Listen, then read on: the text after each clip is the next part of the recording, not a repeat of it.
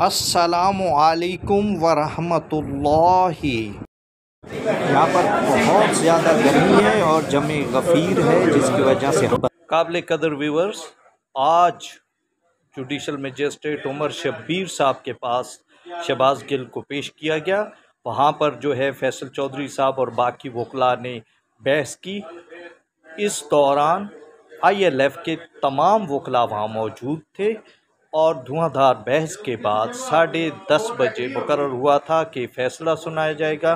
तो 10:30 बजे जनाब उमर शब्बीर साहब जुडिशल मैजिस्ट्रेट थाना कोसार ने उन्हें, बल्कि मैं यहाँ वजाहत कर दूँ कि वो ड्यूटी जज थे, ड्यूटी जज मजिस्ट्रेट साहब ने उन्हें जुडिशल रिमांड पर भेज दिया है। अब 14 दिन के बाद उनकी यहाँ पर पेशी होगी। तो खुदा हाफिज़ इसके साथ।